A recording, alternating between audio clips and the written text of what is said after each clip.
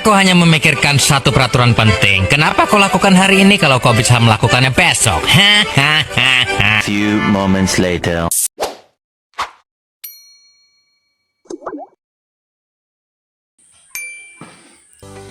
Halo semuanya, perkenalkan nama saya Gloria Arroyo Lopez dengan nomor induk mahasiswa 41230243.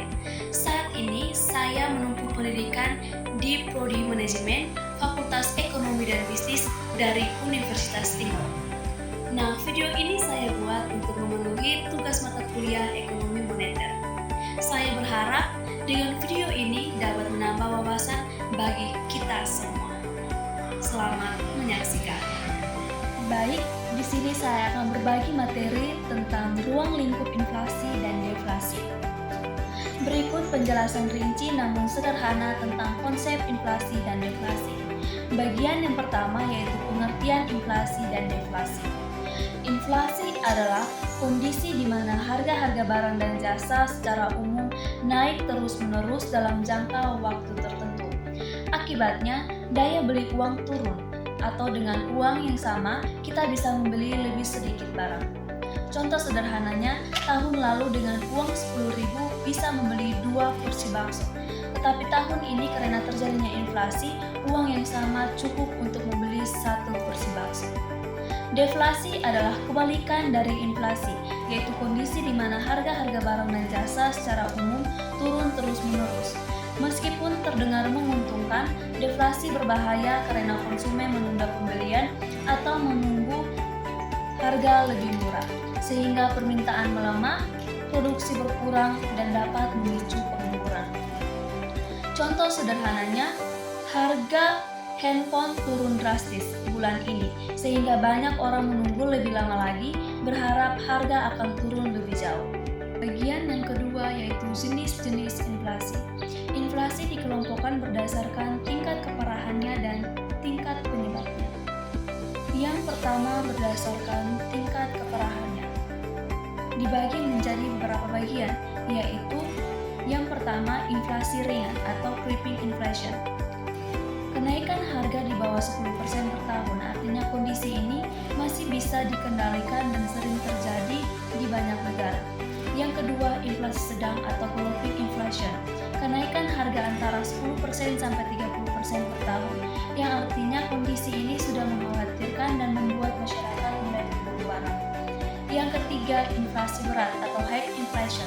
Kenaikan harga antara 30% sampai 100% per tahun, yang artinya perekonomian mulai tidak stabil. Yang keempat, hiperinflasi. Kenaikan harga di atas 100% per tahun, yang artinya uang kehilangan nilainya dengan sangat cepat.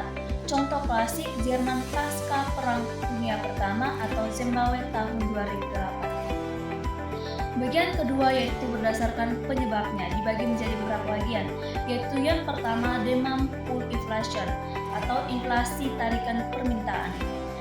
Terjadi ketika permintaan masyarakat akan barang atau jasa jauh lebih tinggi daripada kemampuan produksi.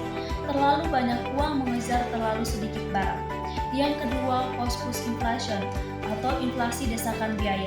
Terjadi karena biaya produksi naik sehingga produsen menaikkan harga jual.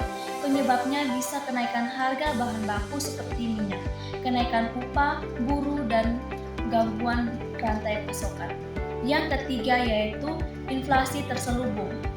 Inflasi yang sebenarnya terjadi tetapi ditahan oleh pemerintah dengan kebijakan seperti pengendalian harga.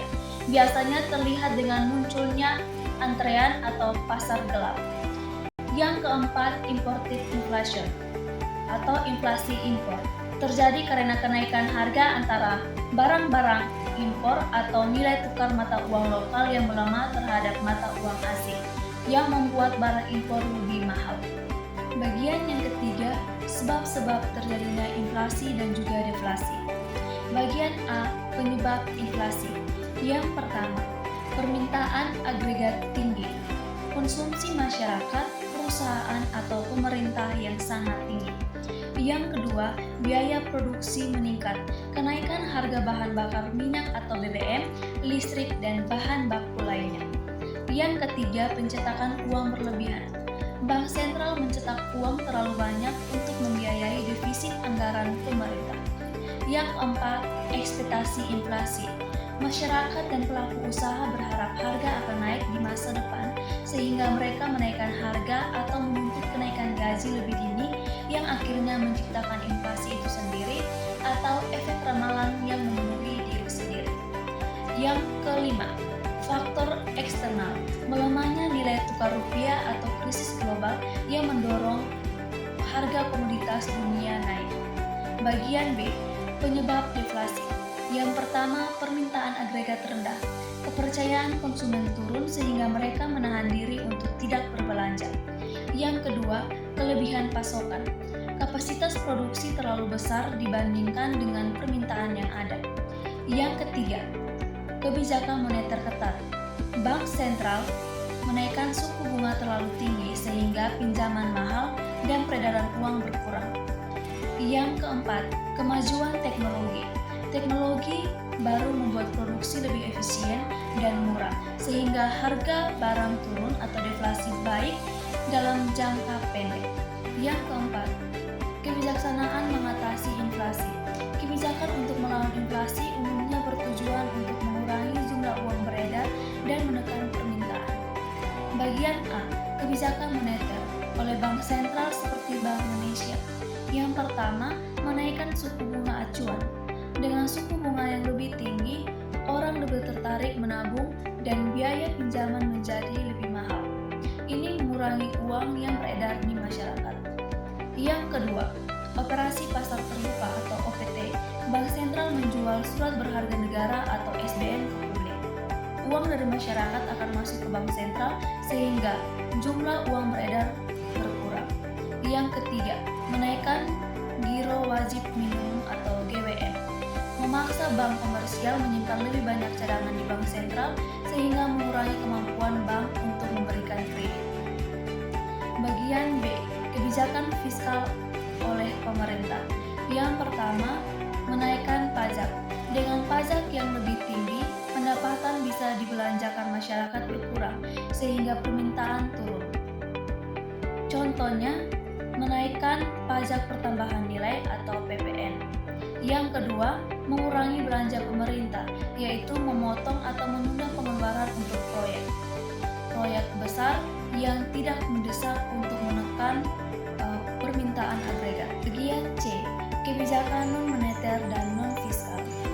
Pertama, meningkatkan produksi, yaitu mempermudah perizinan, memberi insentif atau mengurangi gangguan pasokan untuk mendorong produksi barang lebih banyak. Yang kedua, kebijakan harga dan upah, menetapkan batas kenaikan harga untuk barang pokok atau menetapkan pedoman kenaikan upah yang wajar. Yang ketiga, melonggarkan impor, yaitu mengimpor lebih banyak barang atau terutama bahan pangan untuk memenuhi permintaan dalam negeri dan menstabilkan harga. Baik, jadi kesimpulan singkatnya yaitu yang pertama, inflasi sama dengan harga naik umum, nilai uang turun. Deflasi sama dengan harga turun umum, tetapi bisa picu resesi. Yang kedua, inflasi bisa disebabkan permintaan tinggi atau biaya yang naik. Yang ketiga, mengatasi inflasi butuh kombinasi kebijakan, yaitu dari bank sentral mengeram peredaran uang atau suku bunga naik dan pemerintah mengurangi pengeluaran atau menaikkan pajak, serta mendorong produksi. Dengan memahami lingkup ini, kita dapat lebih bijak dalam mengambil keputusan ekonomi, baik sebagai individu, pelaku usaha, maupun